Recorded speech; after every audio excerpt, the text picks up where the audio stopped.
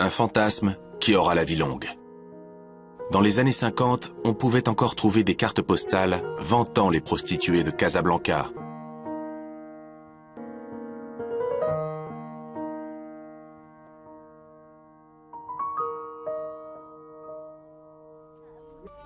Le quartier réservé, c'est-à-dire exclusivement dédié à la prostitution.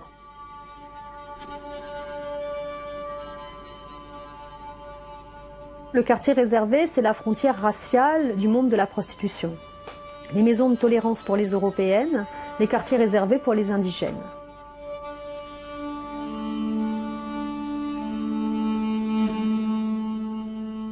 Et donc ces quartiers réservés font devenir de véritables usines à vices, comme on les appelle à l'époque, c'est-à-dire des villes, des quartiers clôturés de murailles avec un poste militaire ou policier pour en garder l'entrée, dans lequel sont réunis, nous dit-on, l'ensemble de la prostitution officielle d'une ville.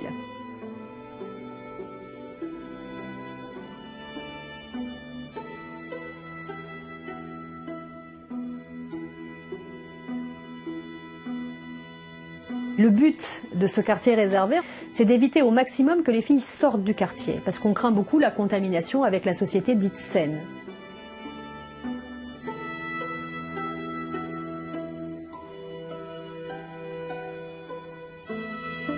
À Casablanca, le quartier Bousbir, créé dans les années 20, comptera jusqu'à 900 prostituées. Un véritable marché du sexe, où les filles isolées y côtoient les filles de maisons d'abattage, qui travaillent à la chaîne 12 à 14 heures par jour.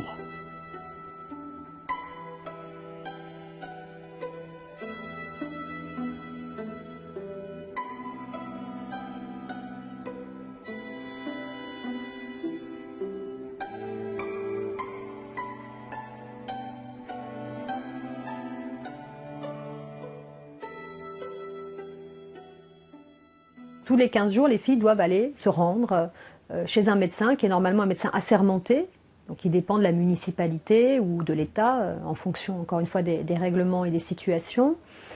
Et elles sont censées faire la preuve qu'elles sont saines. Cette visite gynécologique, qui est considérée par beaucoup d'entre elles comme un viol, et tout particulièrement d'ailleurs dans le contexte maghrébin, où ce sont des femmes musulmanes qui sont auscultées par des médecins blancs, non musulmans, donc ça ajoute évidemment un surcroît de traumatisme. Donc les filles, on les ausculte, on constate une maladie, éventuellement on les soigne, parfois on les guérit et on les réinjecte dans le marché prostitutionnel réglementé. Et elles rencontrent immédiatement des clients qui, eux, ne sont absolument pas sains, puisque absolument pas suivis médicalement, et qui les recontaminent quasiment immédiatement.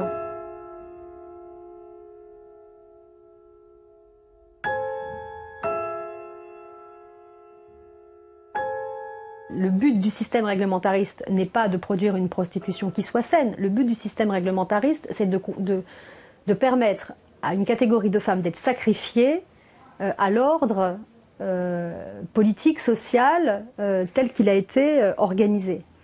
Donc, et de surcroît, comme nous sommes dans un système capitaliste, de rendre la sexualité, qui, comme vous le savez, fait gagner beaucoup d'argent, rentable.